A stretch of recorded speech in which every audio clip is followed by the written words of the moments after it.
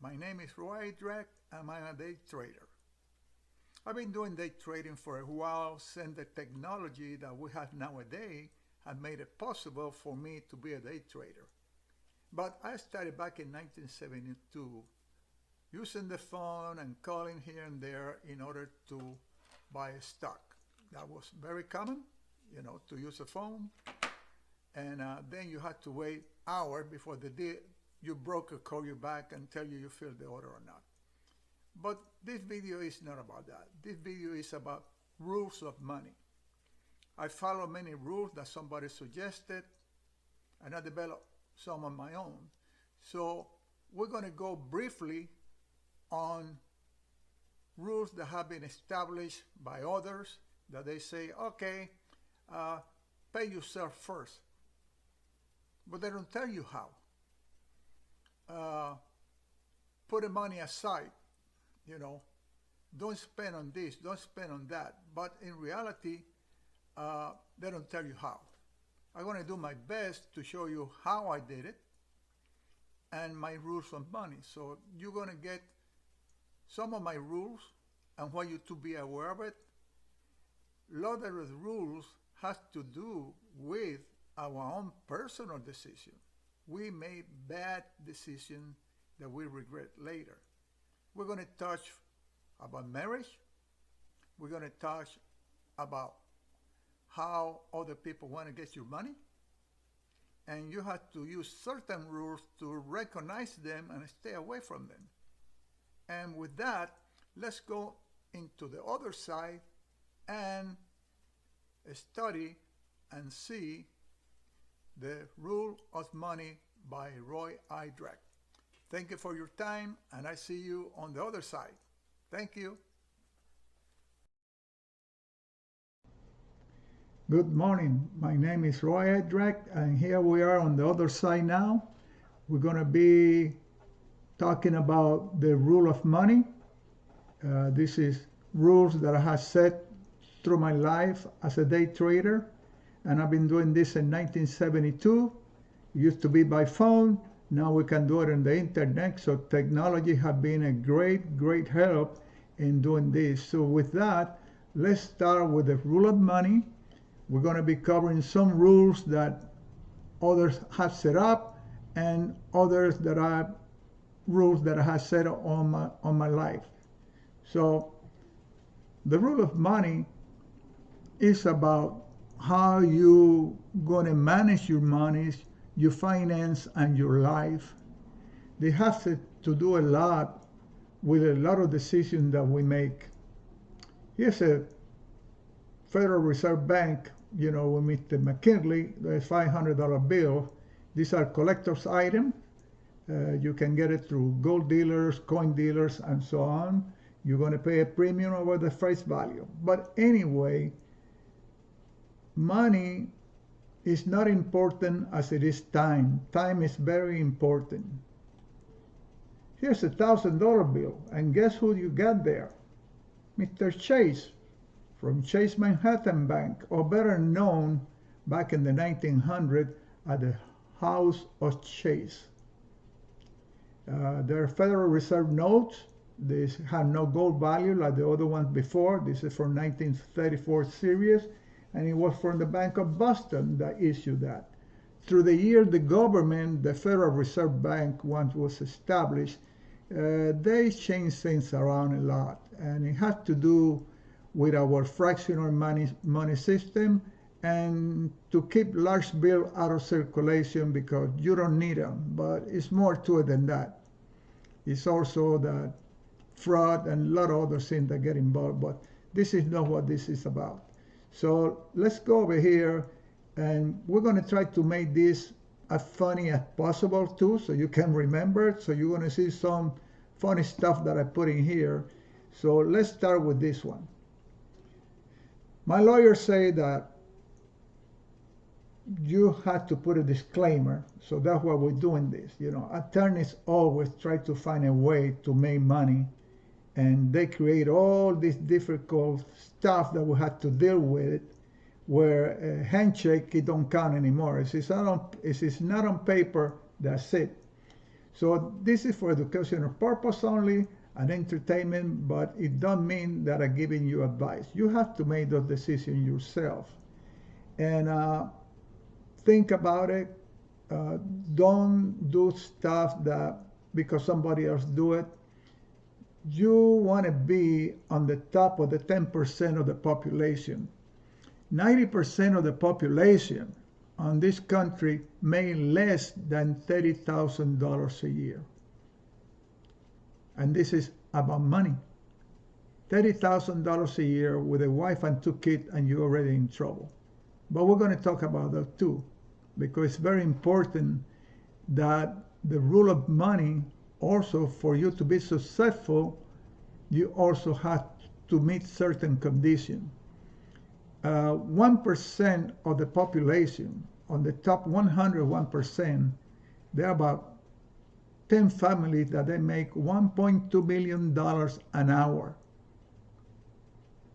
So you wonder why you cannot get ahead. So think about it.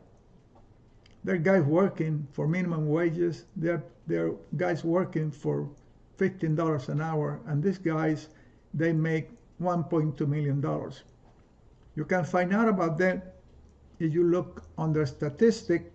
But people like Ray Dalio, he make about $1.3 million an hour. But that's the way life is. And guess what? They all work in the stock market. They are hedge fund managers. So think about it. The money is not working, it's at the market. I want you to think something else. When you work, right? When you work, there's something else that happens. You get penalized for working because they charge you tax. And it comes from stuff that we're going to discuss later on. Here's some of those laws of rule of law about wealth, rules about money. Keep part of the salary for yourself, 10%. Well, that might be true, that might be not, but you think about it. If you save 10% and you spend 10% is at the bank and you get a quarter of 1% in interest, you won't be able to double your money. I got better ways for you to double your money very quick. Some of them within 4 years or less. And who knows, more than that too. But we'll discuss that later. So put some savings to work. Well, here we go again. Invest, but they don't tell you what you have to do. But there's many of them. Like I mentioned before, opinions, rules of money and stuff like that, and rules is opinions from different people. Here's another one, and they claim from somebody from Instagram that he say, well, they don't teach you in school. Well, the school is not going to teach you about money because that's the way the system is designed. That's just for some privileged people. You go to school, an educational system in the government, where they make sure that the teachers cannot teach, so that some people are going to fail if the parents don't encourage the children to get educated, because we got a volunteer army, so not everybody can be a lawyer, not everybody can be an accountant. On a volunteer army, the best source of getting people for the army is through what? Through the educational system. If they fail to get a good grade and they don't get higher educated, guess what happened? Eventually, they end up volunteering for our service. It was not like this before. When I served, it was under the draft part. They call you and you had to serve. But that, since it was applied equally, everybody had to serve if you get called. So there were congressmen, they had their children in there, so they changed the law, and they changed it in a way that, therefore, if you volunteer army, then their children get educated, they don't have to serve. But anyway, so some people talk about 100% times 1 equal income. That it means you are the 100% working and you create an income. Okay, so you are unemployed. You have a job, you put up your time, and you get paid for your time. They say you don't have no leverage and so on. I understand that too, but they don't tell you much about that. The other one is that you're self-employed. You own the job, you got time, and you got money, and you don't get no leverage either. So you're trading your time for money for whatever you do. It's not exactly like that, but you know, self-employed got a lot of other headache, and when you start by yourself, like I had did many times. So here we have one that it tells us that is you can have income and you get 1% times 100 people, right? You get an income, so over somebody, you're a business owner, somebody working for you. You own a system, people work for you, you make a profit based on what each employee do. Well, I have one time 12 employees, and when some of them do some lousy work and we have to go back and warranty, I lost money. So it's not always that easy. Then you got the investor. Here where we play a part. Money work for you. Well, that's true. You invest money, and through the movement of the stock or whatever you invest on it, create value. We're going to talk about this, where you're going to put your best value into money, and even how you can use the bank. I want you to get to this part. How I can hijack the bank legally by using their money, and it's just perfectly legal to do that, and it's not by borrowing. He says, so we're going to talk about that later on. So income not depend on you or for you to be present. Yeah, you buy a stock, you're not present, but McDonald's can do that. You buy a franchise too. Let's look at the other one. Next one here. Rule of money that you should follow. Never buy depreciating stuff. Well, everybody needs a car. You know what happened to cars, right? They depreciate in value.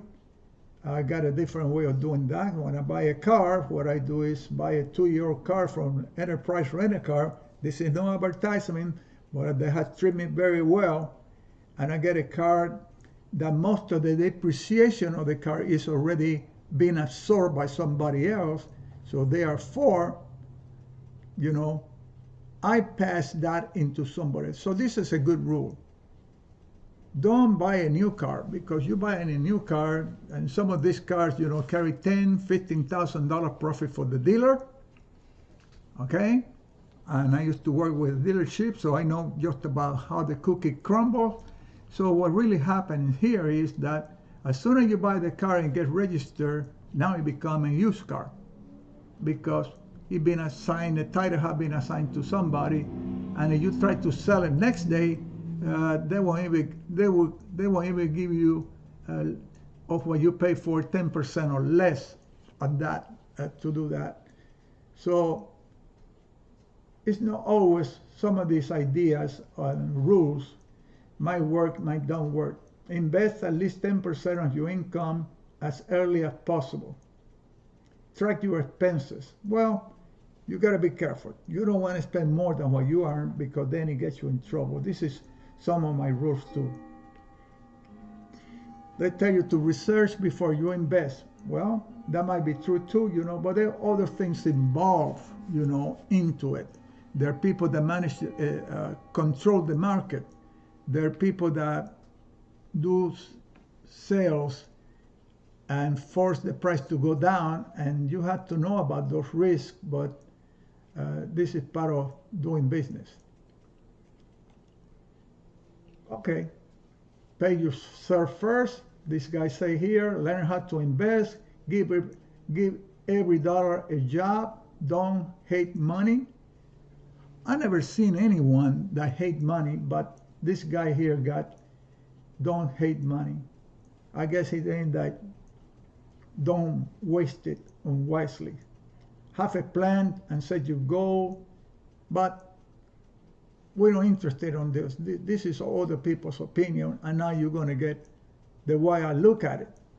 So rules I like opinion, everybody have one. Now you have come to my rules of money. They are very simple, and it keep you away from trouble. Let's see what we got here. One of the biggest rules that I recommend to people is don't be a show off. Don't go around showing your money, because if you do, they want to take it away from you. Something else too. When you buy stock or you trade, always remember that somebody take the opposite side of your investment. They say you're going to lose it. And while I'm here, let me tell you, 90% of the people, this is the 90-90 rule, lose 90% of the money in 90 days. We'll talk about that later on a little bit. But don't be a shop. Don't be flushing money. It might cost your life. And I can tell you quite a few stories about that, but this is not the appropriate time for. We're just looking about rule and know what happened in my life. Don't be greedy. We have tendency to always want more of what we have. And what happens is that we get slaughtered. You know, pig gets fat, hog gets slaughtered. So be satisfied with what you get, and if you are ahead, any trade that you make money is a good trade. Don't get greedy, because remember, somebody else want to take your money, and they might be successful in doing that. If you get too greedy, you lose it. Now, here's something that we need to think about it, because it costs you money, and it's hidden. It's in the system. Inflation. Lately, we're talking a lot about inflation, but inflation is something that erodes money from you. It takes away from you. So you go to work. Rule number one, you go to work, and guess what happens? You get taxed. You earn the money, and now the government say, oh no, we want part of what you make. It was not like that before. You didn't pay no income tax. Which brings us about our banking system. Back in the 1900s, I think it was 1919, the United States adopted the same system that England have, the fractional banking system. It was created by a group of people that go way back, many hundreds of years back, from the Rothschild family.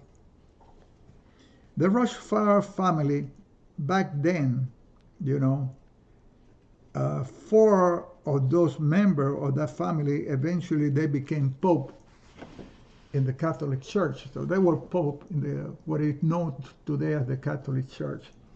One of the things that happened here was that at that time, religious people and the church say you cannot charge interest to your fellow man. That's a no-no. But Jewish people, the Jewish guy, were not bound by that. So any Jewish people that was in Italy and living in the area there, when they came into the town, they would have they had to wear a patch or something on their back to know that they were Jewish or they were not from there. Okay. And what happened is that they live kind of to the slum. They making, we don't want you in the neighborhood. You got to be over there. Well, so they were not bound by the interest. Most of the business guys, when they needed money because it was difficult to borrow money, they go and see the Jewish guys at night. And they got a little room and they sit there and they have a bench. This bench is what is called now a bank. They sit there on the bench, you come in and talk to them, and they tell you, okay, I need to borrow this money for my business, and so on. And this is, that actually, they were living in Venice. And here what happened, you know, they say, well, do you have a collateral? You have somebody that vouched for you. And if he got somebody that was very wealthy, he said, okay, Mr. Jones here don't pay, I pay you. And this is how business got done. So you have to be well-to-do, meaning you have means, you have money, you guarantee the payment if this guy fail. And this is how the merchant brought spices from India and stuff like that, and they finance in case the ship wrecked and stuff like that. Somebody guaranteed that the Jewish guys. Eventually, the Pope decided that, one of the Pope decided that it's okay to charge interest, and that kind of went away. And they got established with what we call today fractional banking. Bank of England have it for a while. We adopted it, and guess what happened? Or the same year the United States created the Federal Reserve Bank, which is a private corporation, is not part of the United States. I want you to know that the Federal Reserve Bank don't have nothing to do with the United States. Well, the only thing that links them with the government is that the President of the United States select who's going to be the board in charge, right? But the President of the United States cannot fire him. Only the board members of the Federal Reserve Bank can get rid of him. And as you know, Trump tried to do that and he was not successful because of that. But anyway, they are the ones that supply the money for the US government. They are the ones that print money out of thin air. Okay? They don't have to have money. Just the Treasury goes in between. The government want to borrow. The new president want to borrow $1 trillion to rebuild the country and all that kind of stuff. So the Treasury will go over there. They issue the bond. The banks sell them. Everybody get a cut. And because the federal government on the 2019, where the Federal Reserve was created somewhere in those years, then they took the IRS that was already Internal Revenue Service, that was already in a system way back from the 1700, who know how far back IRS go, and they put him in charge of what? Of collecting the income tax. Why they created this income tax deal? Because the government had to have a way to pay the interest of what they were borrowing. So when you listen to people, well, the country's printing money, we're going to get this, we're going to get that, they don't understand the system. And this is what I want you to understand. The intention of paying the interest, they never was intended to pay the principal. It's just that simple.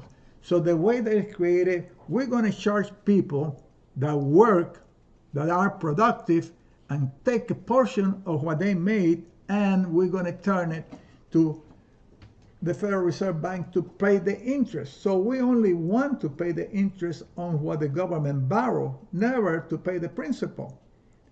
And that's why you see all this kind of stuff. And then the Federal Reserve collects 6%, and that money goes to the stockholders. Remember I told you it was a corporation?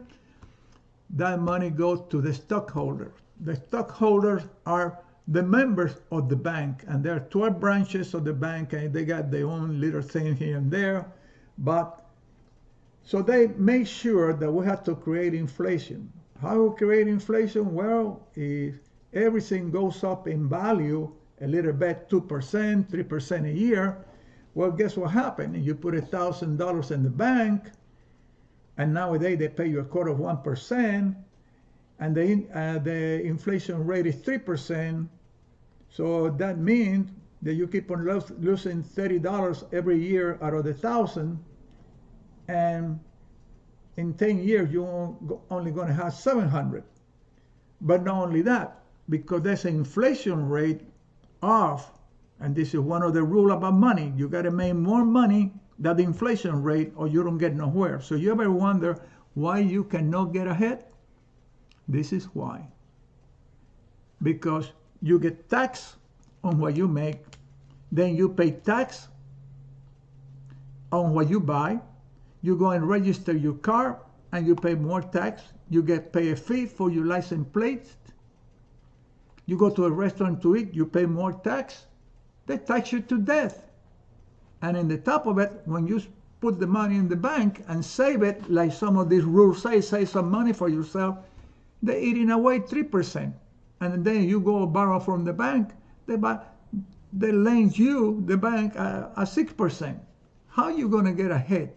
Interest, when you buy something on credit, and we're going to discuss further down, interest, that's what it does. It takes away from you. Because that money, you don't buy nothing. That's on the top of what you pay. So you bought a car, you pay tax, and you pay interest. So think about it. You pay 4% tax on the car, and now the bank guy going to charge you 6% interest on that loan. You actually paying 10%. Please, please, please, put the numbers. So inflation is a way to everything costs. So back in the 1970s, in 60s, when a gallon of gasoline cost 29 cents a gallon, but you only make less than 50 cents an hour, or less than $1 an hour.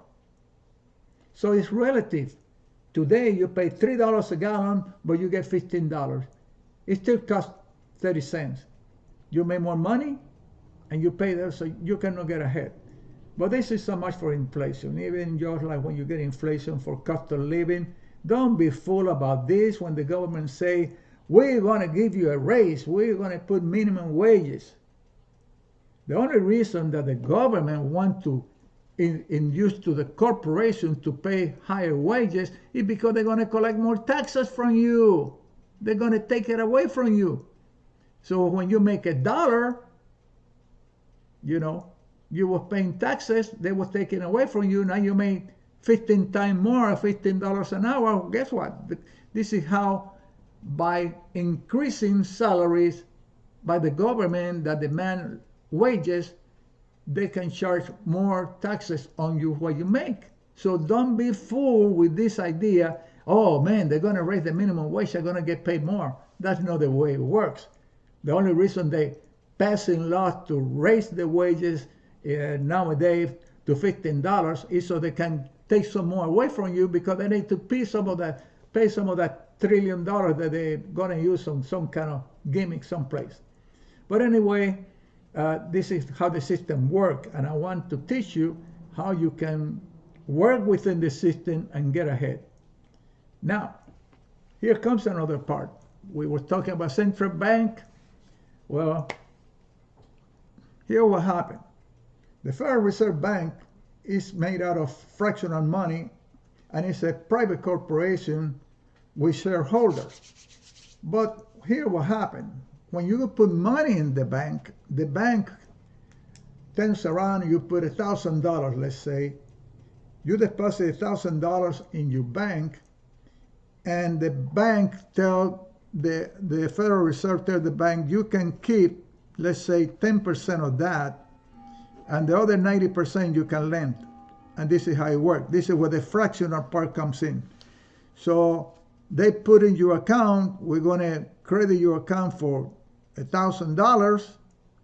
We're going to take 10% of that. It's okay, credit him for $100, and debit, put an IOU of $900 on his account.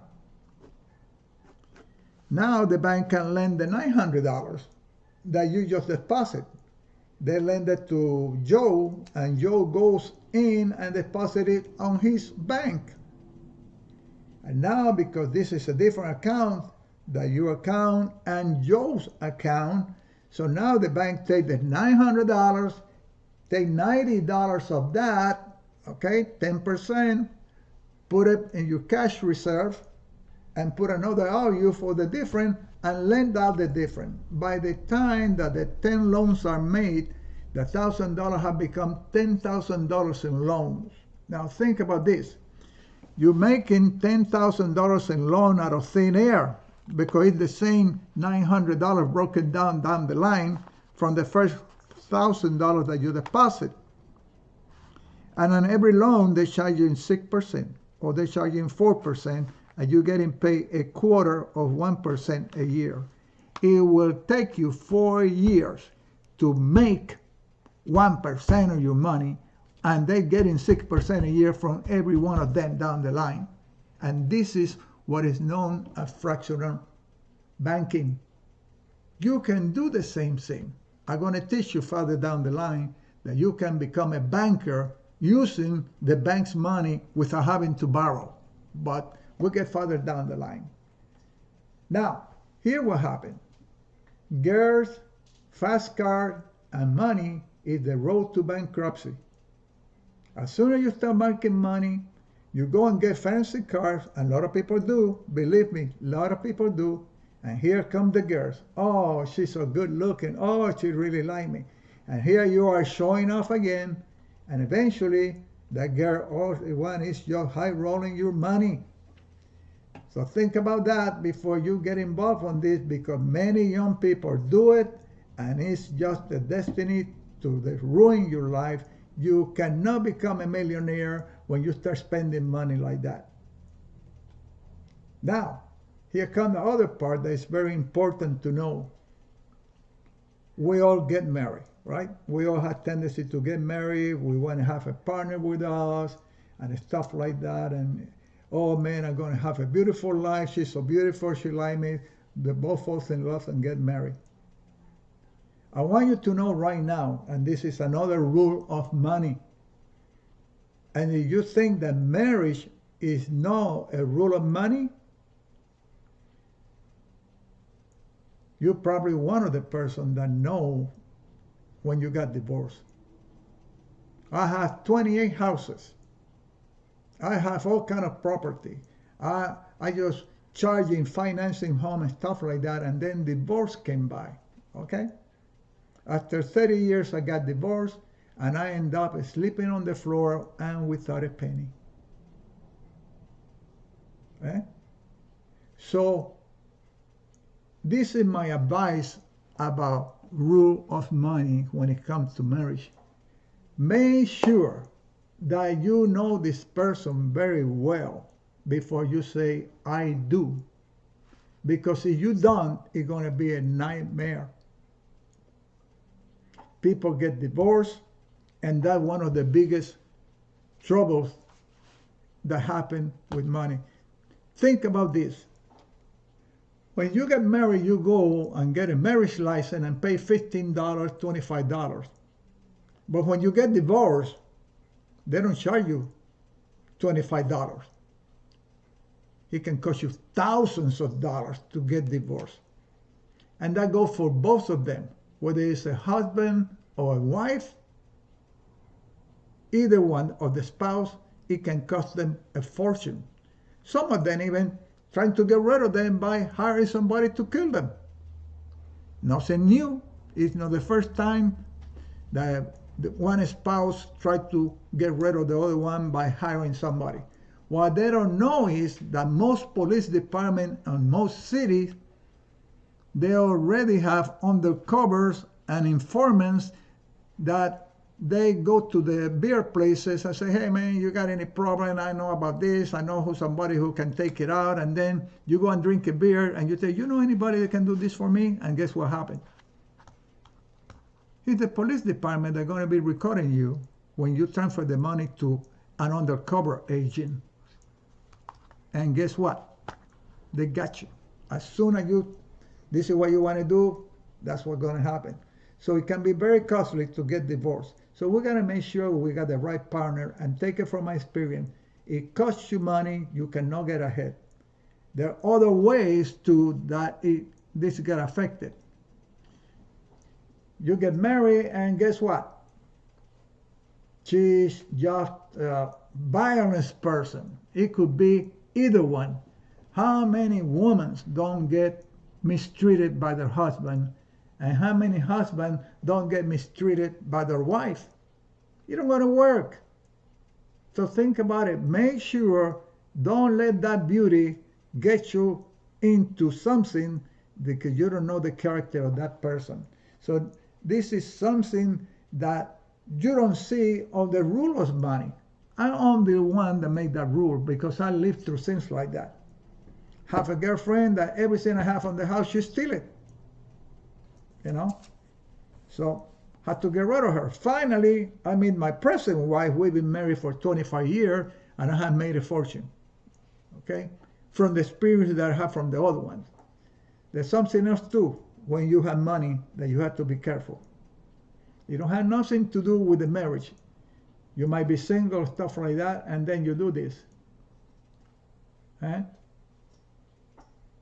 How about that? Do you think this young guy here have any interest in this woman? All he wants is her money. He's a gold digger, but there's plenty of those. He's a miner. Other ones are, they call gold digger, but we have gold diggers on both sides of the street, not just on one. Just think about that. Another thing you don't want to do is get into the trouble of gambling. You don't want to get into a smoking habit. You smoke. I know people that smoke 2 packs of cigarettes a day. And that could happen. Him and his wife smoke about a pack a day. That's $10 a day. That's $300 a month. He can make a car payment. Not only that, he also drink. And most every afternoon when he get off from work, he go to the bar and drink beer, and he buy there and buy there. I don't tell you not to smoke. That is your private life. I don't tell you not to drink. That is also your private life. But do it with limitation, because if you get addicted to this stuff, it's gonna cost you a lot of money. A lot of people like to gamble, They go to the casino, boy, they enjoy, and the casino enjoy to see them coming in too.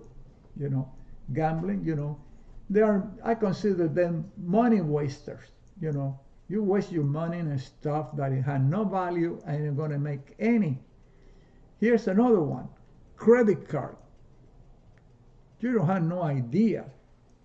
My first wife has 32 credit cards, and she maxed them out to the end. So 28 houses, property, this and that, we never got nowhere. We never got nowhere because what?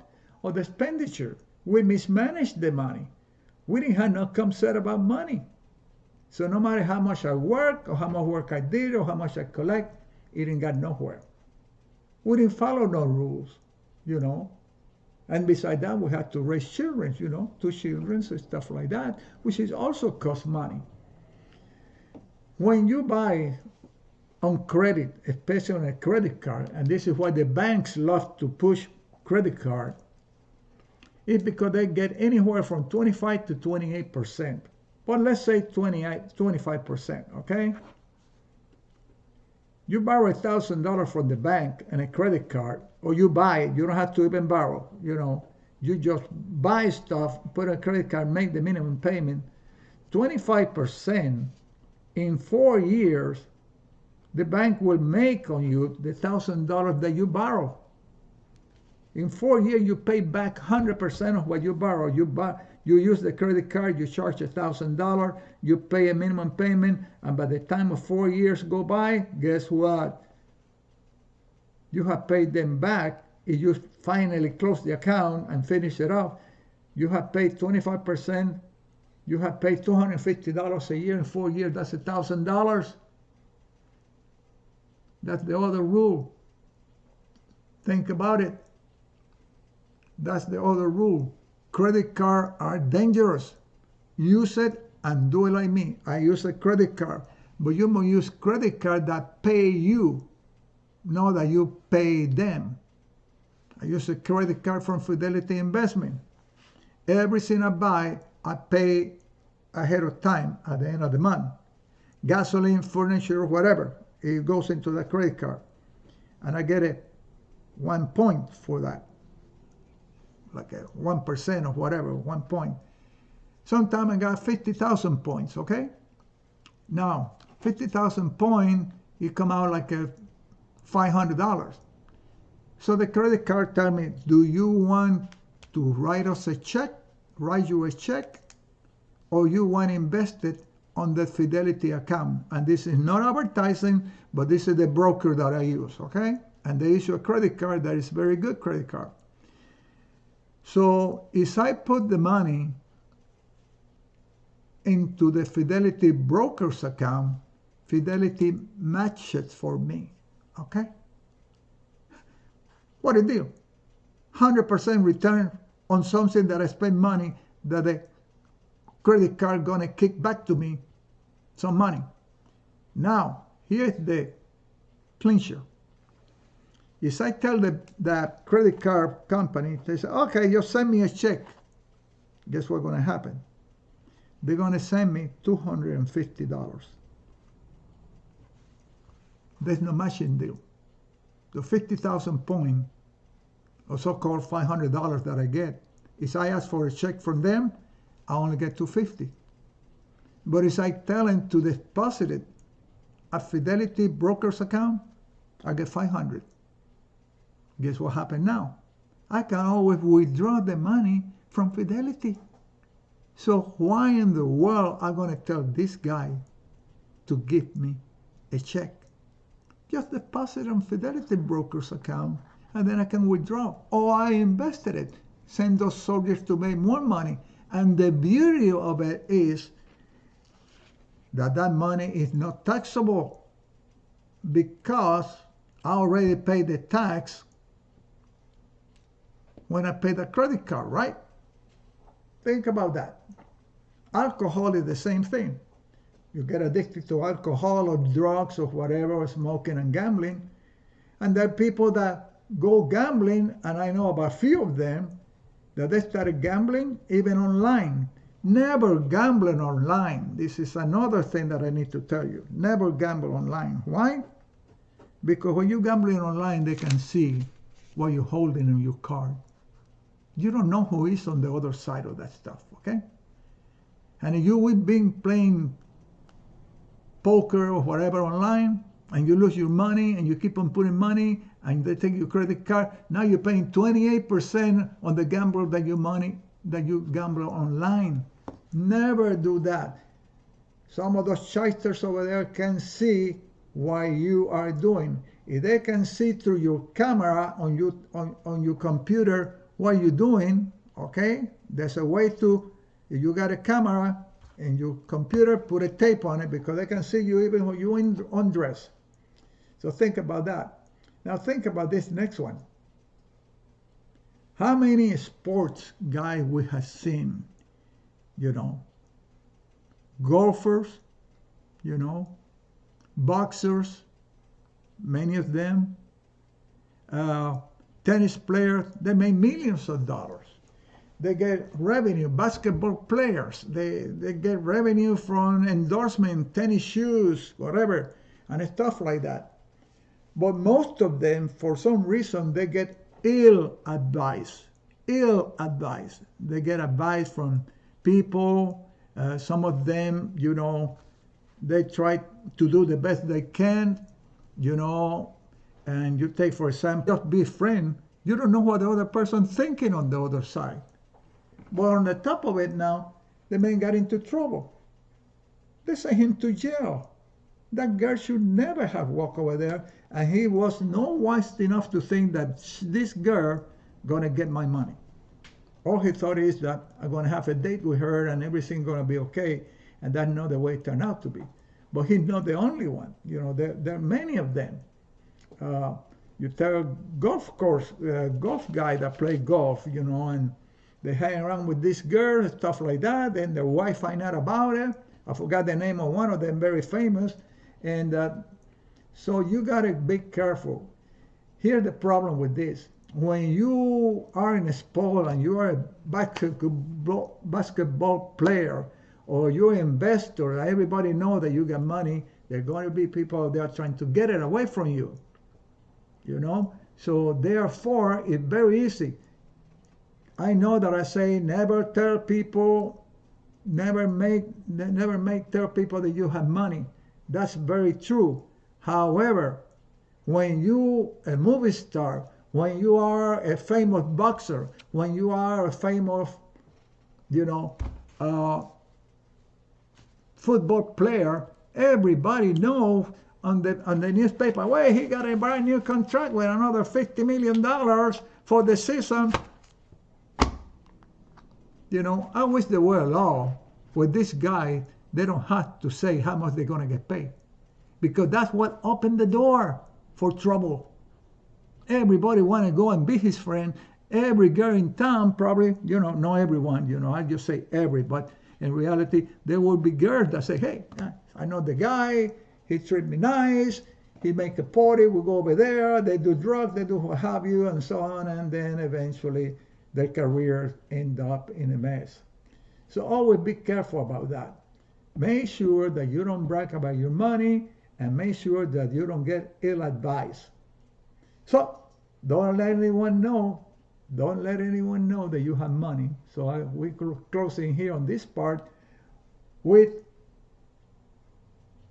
the Monopoly game, right?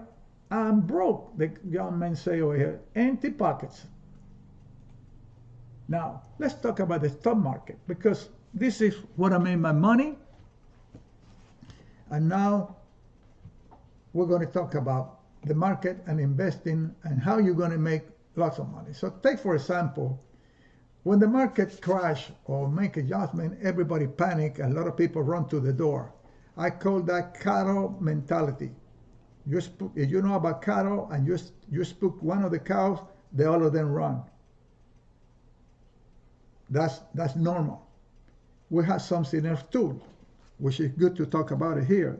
If I tell you that I'm going to give you a job, right, and to prove the point, cattle like to be safe, they want to live peaceful on the pasture, and if they panic, one of them panic, they all run and they ask questions later. I'm going to offer you a job that pays you $1,000 a day for 31 days. Or will you take a job that I'm going to pay you a penny a day and I'm going to double it every day for 31 days? I know some of you might say, oh, I know the answer already. And I'm very sure that most of you know the answer already. Okay? But I'm going to explain to you, there's something more to this than the answer. And the answer is that if you get paid $1,000 a day for 31 days, it's easy to figure out, oh, $31,000. A penny a day you cannot figure out in your mind that easy. Okay? You got to say 1 penny, 2 penny, 4 penny, and before you know 7 days, 17 pennies. Oh man, that's 2 weeks and barely got $2.70. But by the end of 31 days, this doubling the penny every day, right? Guess what's going to happen? It probably worth about few $1 million. All right? Probably about $10 million. I forgot the number, but it's about $10 million or better. So it depends how it gets calculated too. Some people say 1 penny, 2 penny, but it's not true. On the second day, the second day you get 2 penny, but remember I paid you yesterday 1 penny, so you actually got 3. So it's about a little over $5 million, something like that. Anyway, the secret of this is compounding. It's not about the penny, it's not about the 1,000, it's compounding. You notice that the penny is compounded at 100% a day. But if you were to invest, okay, and we stretch the time, we cannot double the money daily buying a stock. You know, you buy a stock, no stock going to go from $50 to $100 in 1 day. All right? Now you might be able to do it with options. If you put $5,000 in option and the option go very high, you might double it. I had done it myself too.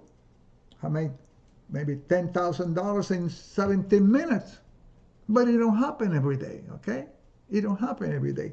And how about when I lose $10,000 in 10 minutes, right? So, but if you stretch the time and you say, what I can do that I can double my money every 6 months, well, that means that, or every 5 months, that means that you have to make 20% of your money every month. Maybe you say, well, how about if I double my money every year? Now it's much easier too, but you can double it. So time is very important. Compounding is the secret of getting rich. Compounding. You take, for example, Warren Buffett. He owns Coca-Cola stock, okay? He owns many stock. But Coca-Cola's, I know for many years, have been the poorest man investment. Why? Because they pay a dividend. They pay 50 cents a share. AT&T pay 50 cents a share. All right?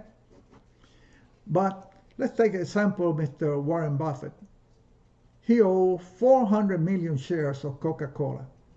400 million shares. All right? Berkshire Hathaway own 400 million shares, which is not even 9% of the stock that Coca-Cola have. But you take $400 million, 400 million shares, and you multiply that times 50 cents every 3 months, and now it becomes something else. And that's 200 million. 200 million every 90 days. This is why he haven't sold. And many of the institutions that deal with charity, they never sold the stock from Coca-Cola. Or AT&T, they call it the orphan stock. Orphan, Why? Because they got certain regulation on non-profit that in order for them to invest, they have to be very conservative. But if they put large money in there, they do very well. But there's something else, right? There's other way of doing this too, that you can make money. This is the history of the stock market, 100 years for Barron magazine. Well, back in the 1920s, the Dow Jones Industrial was like 100 points. And to make the long story short, today is about 35,000. So you see, investment always goes up on the stock market. That's the whole idea. But in between, there are going to be a few crashes, like in 1929, when the market crashed, so it went downhill. And by the time it finished, the 350 went down to 100 again. And then by 10 years later, from 29 to 39, it lost another 50%, but the stock market, that don't mean that all the stocks always goes up. So you got to make sure who you're going to invest, because it's not that easy. Now, let's take care of this. Look at this right quick. Most recently here, if you have invested $50,000 in Shopify, $50,000, right? In 2016, on February 24, 2016. All right? Or you can have invested on July 15. It's only a few months in between, all right? But if you have invested in February 24, you will have made, without putting another penny, $3.5 million.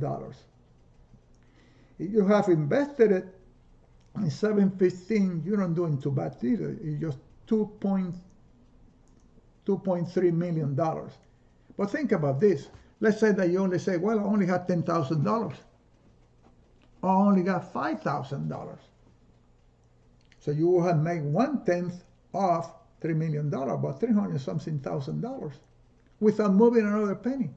Maybe you could go to the bank and borrow the $5,000 rather than go and buy or borrow the $50,000 from the bank rather than go and buy a $50,000 car that is going to lose value in 5 years, and then you have $3.5 million and buy all the cars that you want to and let somebody else pay for your car. Just that simple. I thought I brought this into mind to get you to think the way we think. We think a little, we don't follow the crowd. We look for opportunities and then we jump into it. Finding the opportunity is something else. It's just like Amazon. Amazon started as a bookstore, and now the stock costs $3,000 a share. So when you invest, the secret of compounding is like you got a tree, you plant the little tree, the tree gives you seed, and you plant some more, all the seeds, and you got a bunch of trees, and before you know, it's compounding into more that it becomes million. It's the secret of compounding. Think about it. The way I look at money is like this. To me, money is like a small army. And you take care of that army, and the army grows, and then it gets bigger until you become a commanding general. So the more money you make, the easier it is to get it. Why? You got to look at money like a soldier. You got an army of soldiers, and you're going to send them to conquer, not to lose them. So every time you spend a dollar, you're killing a soldier. Okay? This is the way I look at it. Every time you spend money, you're killing a soldier. I buy a pack of cigarettes, I kill 5 soldiers. Give me a 6-pack of beer, I kill another 7, 8 soldiers. I go and spend money unwisely, and I keep on killing soldiers. And what's going to happen is that when I get old, like I am now, 80 years old, I'm going to be a general without an army. I kill all my soldiers. Just think about that. I want you to think about that. You're going to be a general without an army because you be spending money wisely. You throw it away gambling, you throw it away in beer, you throw away, and I don't mean you specific, but you as explanation that most people do those things. Those guys that don't do that and they get wise about it, you're killing soldiers when you get a credit card and you pay 28% interest.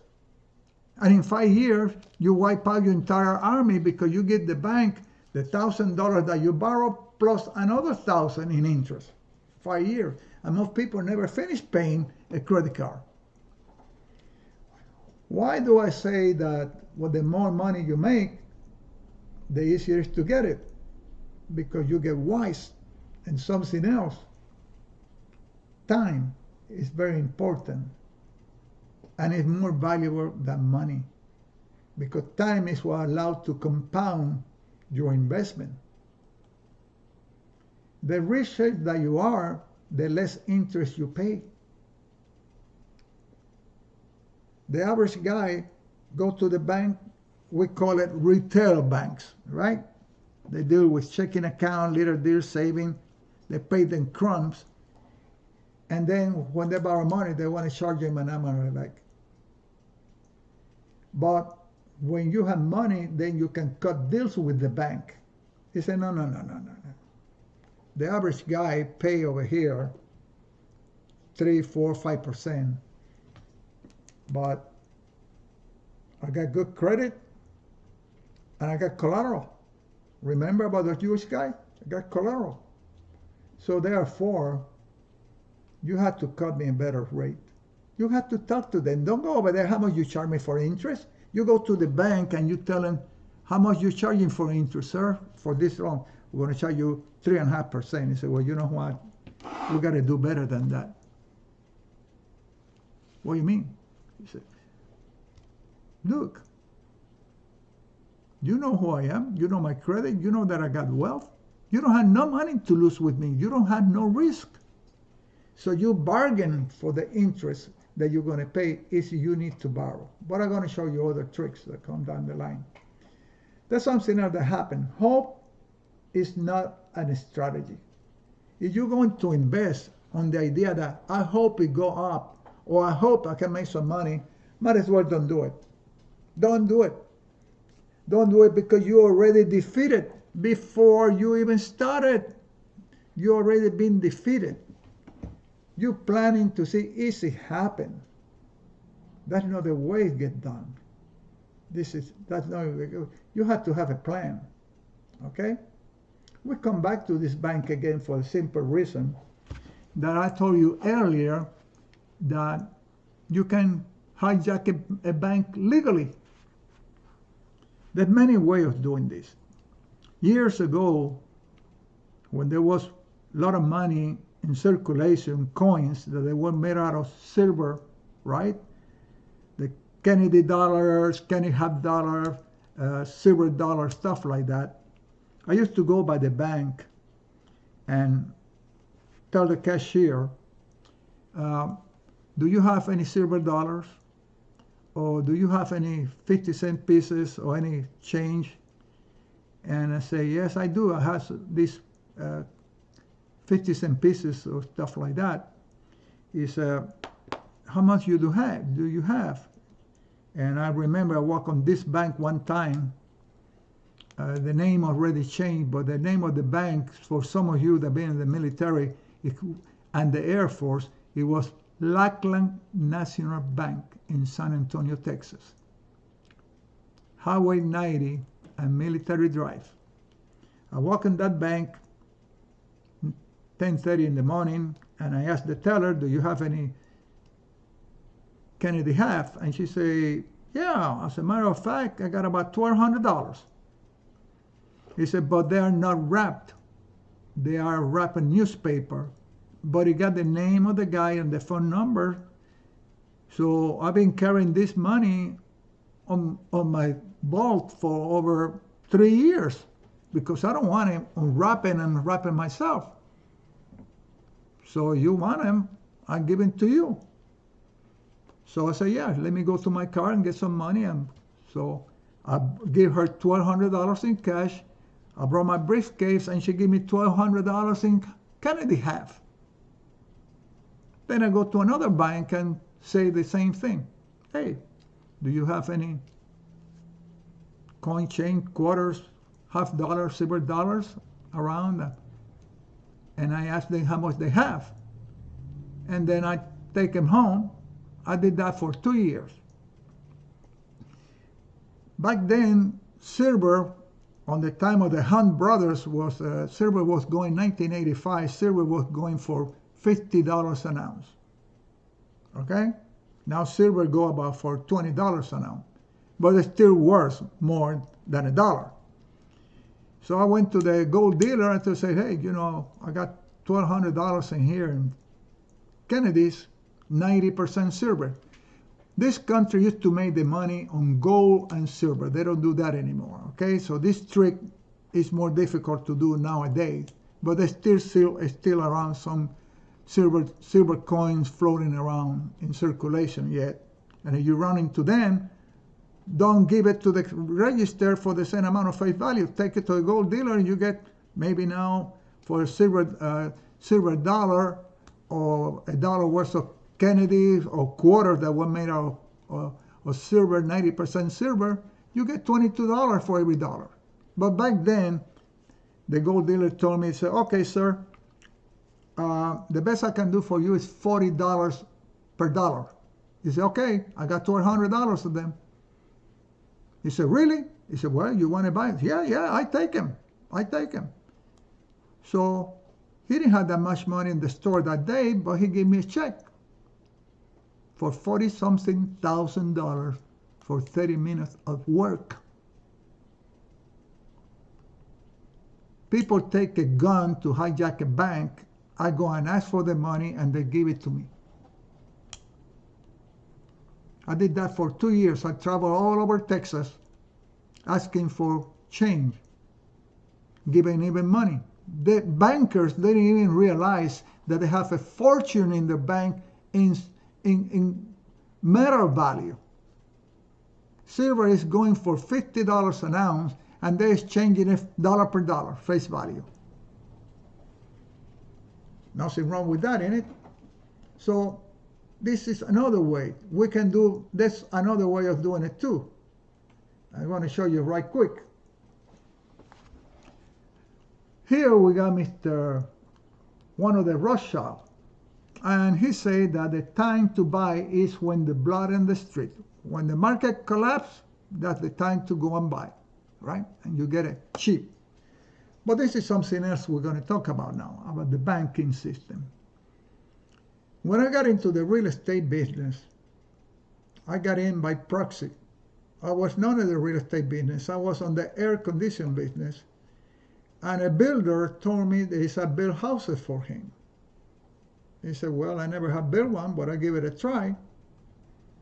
And got me a crew, and we started building houses, and we're making $300 or $400 per house after I pay everybody. It was a big mistake. But then I decided, they said, you know what? Maybe I can buy a mortgage, So what I did, I go and talk to a realtor. He said, listen, I got $5,000 saved up, okay? And so you get a customer that is selling a house and they want $5,000, something like that, to buy the equity, give me a call. Well, it didn't take long. 2 weeks later, she called me and said, hey, I got a customer at this address that he's selling the house, and we're trying to get him $4,000 or $5,000 in the equity because he's behind on the payment, so he can make some payment and at least walk away with some money. So I bought the house. Then I put it for rent, okay? I put the house for rent, and the renter, I told him, said, look, I rent it to you with the option to buy. I remember I owned the house, I think I owned the house, the balance on the house that I took over was like $40,000. And I got $5,000 invested, but now with $5,000, I'm controlling 40. So I rented the house. I want you to think about this and listen carefully. I rented the house with the option to buy. They pay for 2 years. They pay on the house, right? That was on the contract for 2 years. Now I managed to learn their payment habit. These people never miss the payment, okay? They never miss the payment. They already have paid me, for the rent, which include $100 over what I was paying per month to the mortgage. So I made $2,400, right, on that. And now I tell him that I'm going to sell him the house for $65,000. I added $25,000 so I can get my $5,000 out of this too, right? I got 5 and I'm going to add 20. So they were all very happy that they'd be able to own the house. They're going to make payment of $65,000. But here it is, the $40,000, you can write this down, the $40,000 note, it was a 5% interest. That I mortgage, that I didn't put the $40,000. I took over the $40,000 with $5,000. So now I'm going to sell in the house and I'm going to finance it, owner finance, at $65,000 at 8%. So I want you to think very carefully about this, okay? This is how you make money.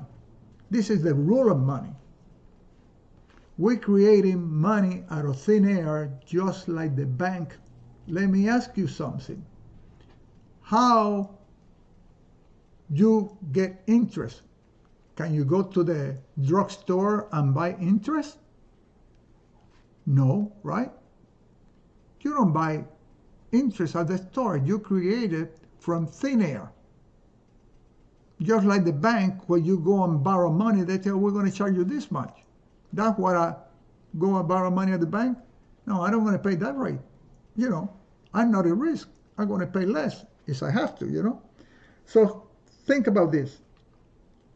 Now I'm making 3% on the $40,000 that the loan only has 5%. On the $40,000, I'm going to make 3%.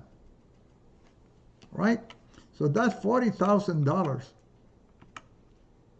times 0.03.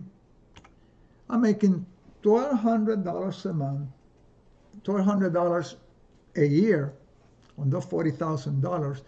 And the mortgage got about another 15 years to go. And I'm going to be collecting 5% on whatever the balance is.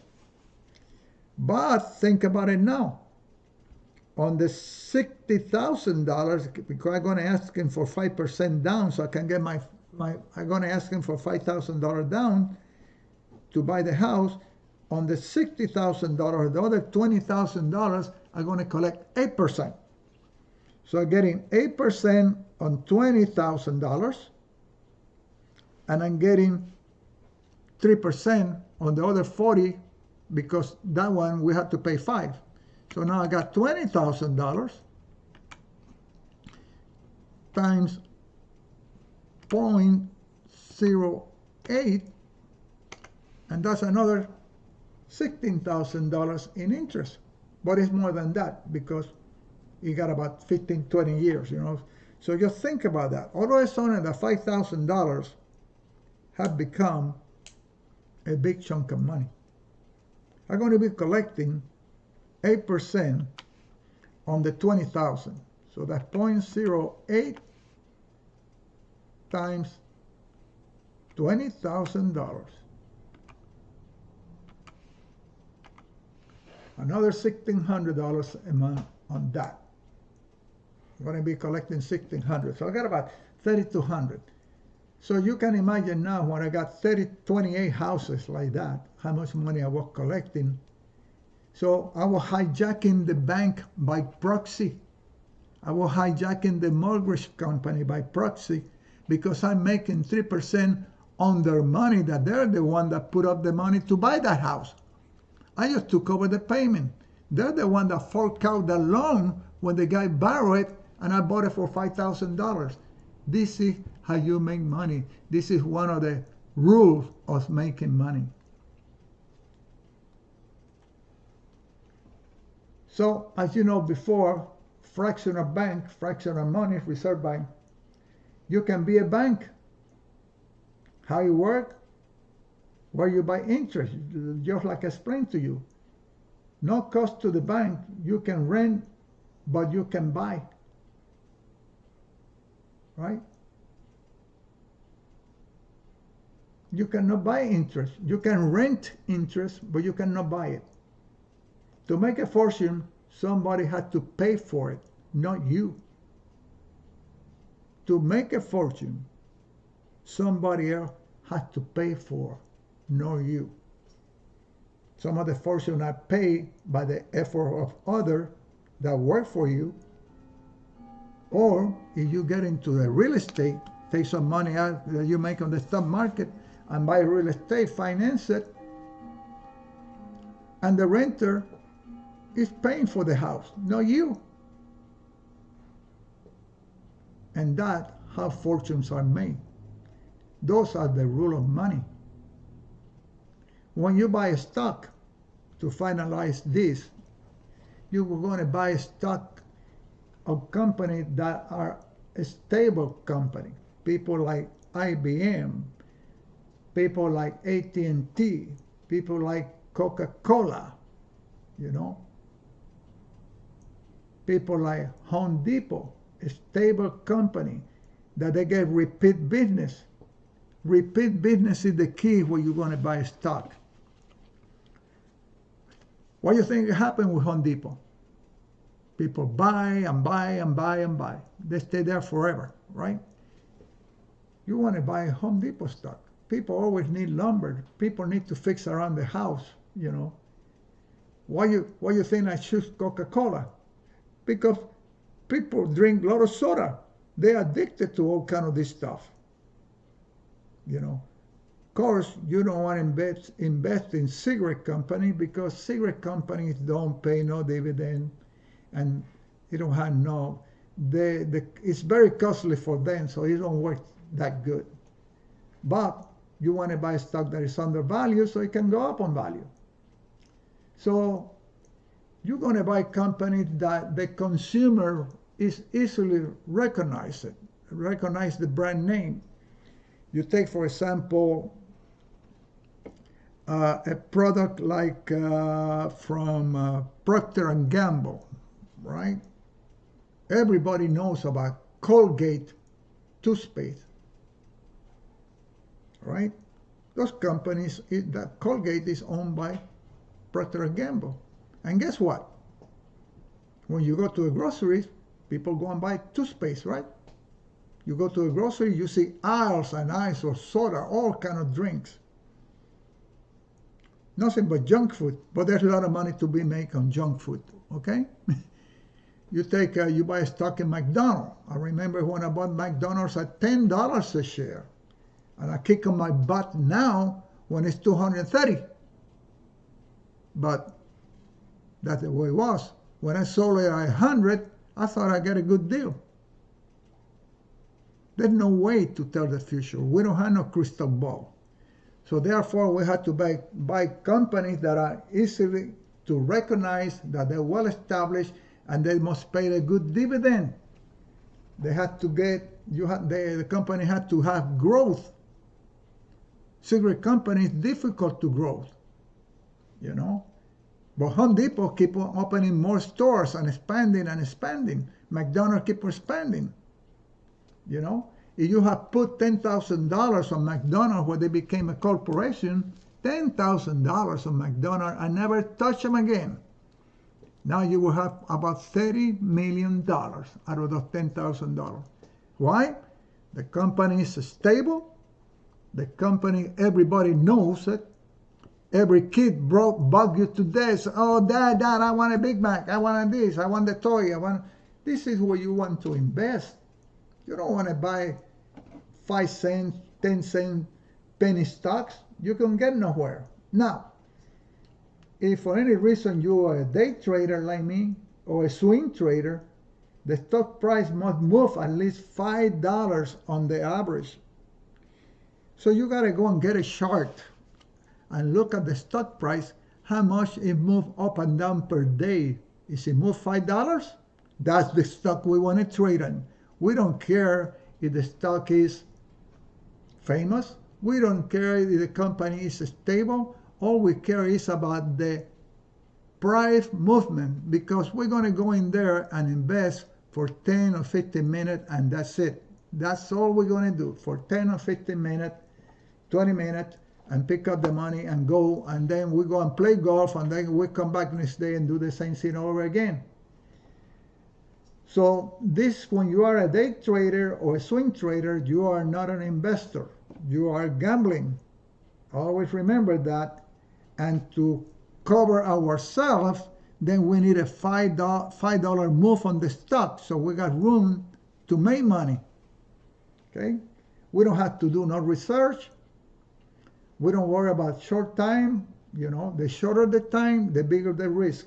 When you buy a stock, it's more difficult if you are a day trader to predict the price movement. This is not investing, right? It is gambling. And that is very important that you need to know. So you can see, you know, if you are an investor for the long term, then you have to worry about dividends, you have to worry about growth and stuff like that. But if you are a day trader like me and an investor, I also invest, you know, as I sell options, I buy options and stuff like that, then we need to do that. But if you're a day trader or a swing trader, all you want is the price movement. That's all you need. That's all you want to know. Now, for the investors, remember that. Good brand, good company, and they must have value. Value is very important.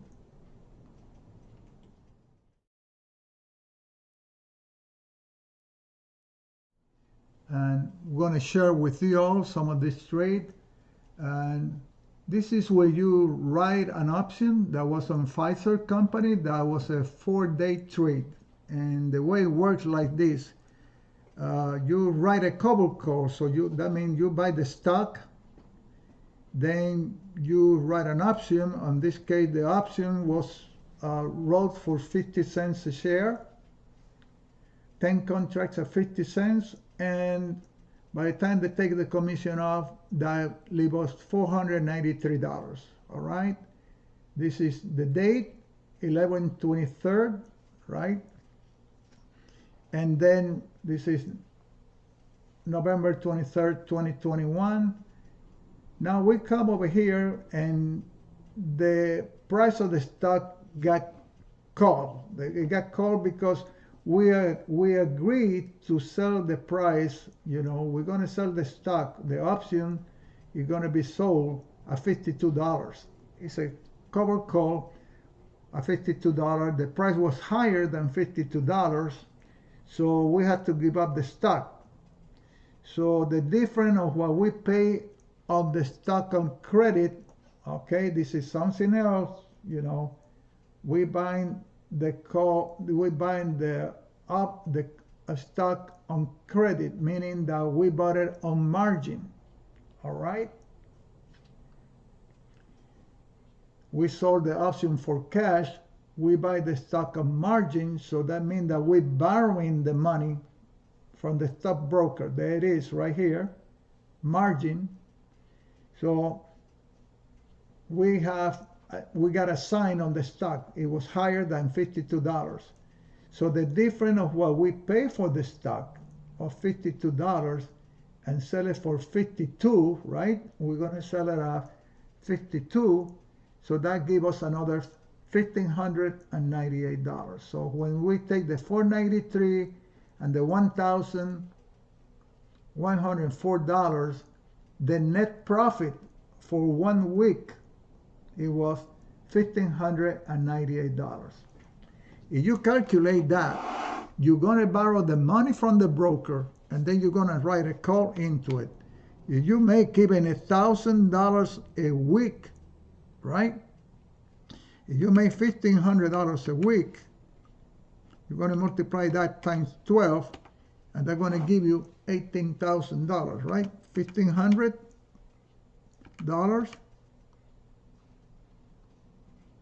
times 52. Times 52 weeks in a year, that gives you $78,000. You buy the stock on Monday, you sell it on Friday. Simple as that. You don't have to do nothing else. But the stock has to meet those requirements. You don't have the requirements, then this might not happen. So you got to learn about this. You got to practice on that. I don't know, you are a day trader or an investor, but there are ways that you can make more a week than getting paid $15 an hour. And you have the rest of the day to go to the golf course and play. Here's an old trade back that we did back on January 12, 2021. You know, we bought Tesla and we bought Etsy. Okay? This trade took 17 minutes. This is a 17-minute trade. Here we bought a call, right? We bought a call for January 22nd. It's a week away, 22nd.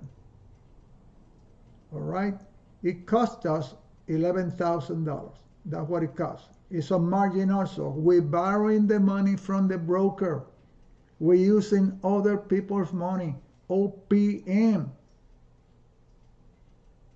When you establish yourself with your stockbroker, you can borrow money. You use other people's money. All right?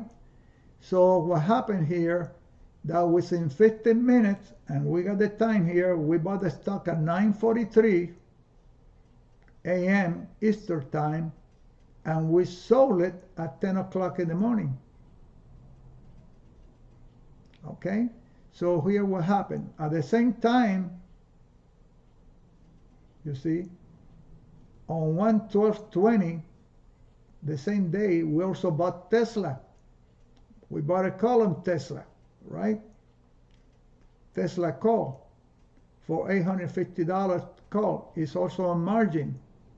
We only netted $119 on Tesla,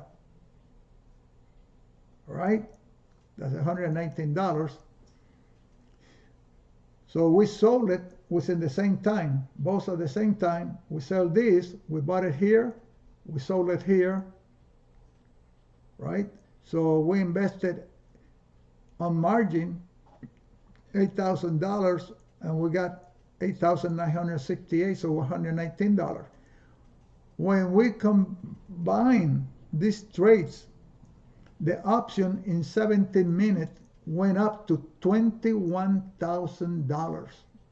Remember right here, 11/5/15/29, and within 17 minutes, that stock had gone so high that now the option worth $21,000. 17-minute time, we turn around and sell it. We sold it for $21.75. We need to deduct the money that we borrow, which is $11,000, right? And that leaves us $10,238. 17 minutes. It don't happen all the time, like I said before. Now, remember, the stockbroker is going to charge me 8%. So you're going to say, oh my God, that's a lot of money. Say, you don't care about the interest because you're going to only use it for a day or even for a week.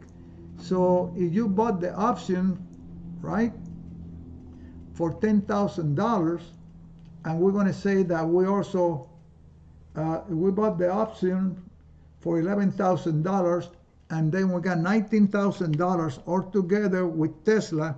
You got $19,000. You take $19,000, you multiply times 0.08, that's $1,520 a year. 1 year, it will cost you that much at 8%. However, remember, we only doing it for 1 day, so we divide that by 52 weeks, right? And that only is $29, right? So we take $1,500, and we divide it by 52 weeks. It's about $28 a week.